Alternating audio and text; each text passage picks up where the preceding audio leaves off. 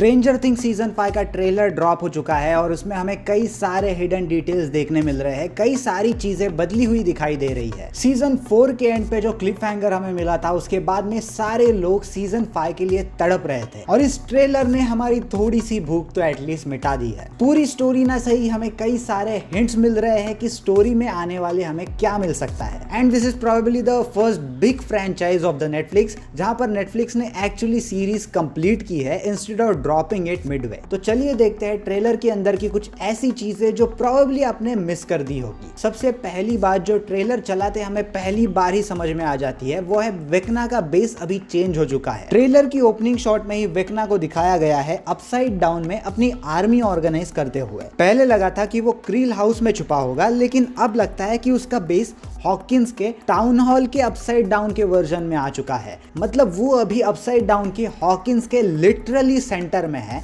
And he is controlling the upside down from there. दूसरी important बात जो मैंने नोटिस की वो है वेकना एक अटैक के लिए वेट कर रहा था, जिसका मतलब हमें सीजन 5 और सीजन 4 के एंडिंग के बीच में एक टाइम स्किप देखने मिल सकता है। ट्रेलर में वेकना कहता है at long last we can begin. ये डेफिनेटली प्रूव करता है कि सीजन 4 के एंड में और सीजन 5 के स्टार्ट में एक छोटा सा तो एटलीस्ट टाइम जंप होगा और वेकना इस टाइम स्किप के दौरान अपने अटैक के लिए प्रिपेयर कर रहा था और फाइनली सीजन 5 में वो अटैक स्टार्ट करने वाला है। ये टाइम जंप वाली थियरी और एक चीज से कंप्लीटली प्रूव हो जाती है, ये थियरी नहीं रहती, क्योंकि सीजन 5 के ट्रेलर में हमें दिखता है कि पूरा हॉकिंस टाउन जो है वो मिलिट्री लॉकडाउन के अंडर आ चुका है। लोग बाहर जाने के लिए, कम्यूट करने के लिए अंडरग्राउंड टनल्स का इस्तेमाल कर रहे हैं जो शायद सारे लोगों को पता नहीं होगा। सारी तरफ चेक पोस्ट है, सारी तरफ बड़े बड़े टावर्स है जहां से मिलिट्री बाहर के एरिया पे ध्यान रख रही है and they are making sure that civilians are protected at least for a while, क्योंकि बाद में ट्रेलर में हमें दिख ही जाता है कि उन सोल्जर्स की क्या हालत होती है। ट्रेलर में माइक ये भी बोलता है कि I am really starting to lose it being stuck in here। चौथी बात यह है कि हमारे पिछले सीजन का एक फेवरेट कैरेक्टर एडी मनसन की लेगेसी शायद हमें इस सीजन में कंटिन्यू होते हुए दिख सकती है।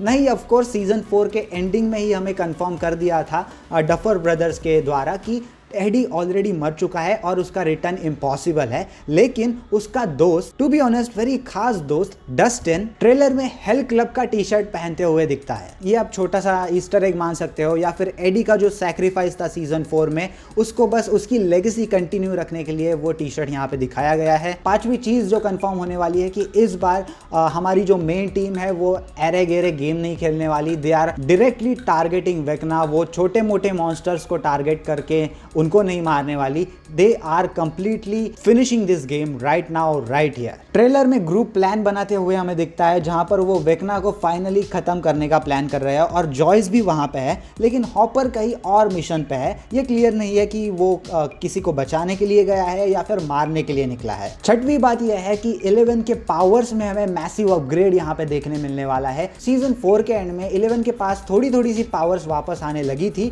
लेकिन डेफिनेटली ये टाइम स्किप जो बीच में हुआ है उसके अंदर 11 की पावर्स और भी ज्यादा बड़ी है, even more than what she had in the start of the series. End of course 11 के पावर्स की यहाँ पर बहुत जरूरत पड़ने वाली है क्योंकि they are facing Vecna directly this time. She is jumping really high, वो बड़े बड़े पत्थरों को उठा रही है, कुछ शॉक वेव्स जैसे छोड़ रही है। I don't know what that really was, लेकिन she is really powerful now. 11 definitely super Saiyan mode में एंटर होने वाली है इस सीजन के अंदर। और एक बात जो कंफर्म हो जाती है इस ट्रेलर से वो है कि अगर वेकना का प्लान इस बार सक्सेसफुल हो गया then the whole world will end, क्योंकि ऑलरेडी अपसाइड डाउन में बहुत ज्यादा क्रैक्स आने लगे हैं, बहुत सारे मॉन्स्टर्स, डेमोगॉर्गन्स अपसाइड डाउन से रियल वर्ल्ड में आ रहे हैं। So this will be the end of the world kind of battle. और ऑफ कोर्स इट्स ऑब्वियस कि हमारे मेन कैरेक्टर्स ही इसमें जीतने वाले हैं। बस सवाल खड़ा ये रहता है कि कौन कौन कैरेक्टर्स जिंदा बचने वाले हैं और कौन से कैरेक्टर्स मरने वाले हैं। ट्रेलर के अंदर सारे मेन कैरेक्टर्स की एक एक झलक तो हमें देखने मिल गई, लेकिन स्टीव की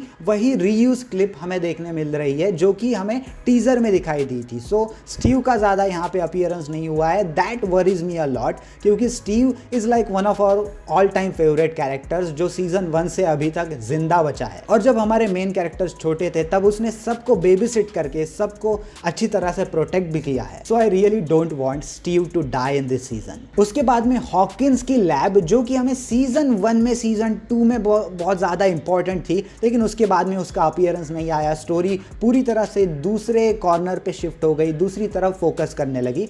वो लैब अभी वापस से इस सीजन में आ चुकी है और यहाँ पे शायद वो इंपॉर्टेंट पार्ट प्ले करने वाली है। ट्रेलर में एक बड़ा सीन है जहाँ पे हॉकिंस की लैब से एक जायंट फोर्स फील्ड निकलती है। ये फोर्स फील्ड अभी क्या कर रही है, प्रोटेक्ट कर रही है किसी को या फिर डिस्ट्रॉय कर रही है, ये हमें नहीं पता। बट इससे एक बात पता चल जाती है कि ये लैब एक कोर और इंपॉर्टेंट पार्ट प्ले करेगी। ट्रेलर में कई सारे हमें इमोशनल मूवमेंट्स भी दिखाए गए हैं, जैसे कि डस्टिन स्ट्यू के पास आके रोता है, नैन्सी के हाथ खून से भरे हुए हैं, which is a very important detail. शायद नैन्सी के सामने किसी की डेथ होने वाली है और probably Nancy is going to die, who knows। और एक कैरेक्टर का फेथ भी हमें पता चलता है जो कि है मैक्स। मैक्स अभी भी सीजन 4 के एंड में जैसी थी वैसे ही है।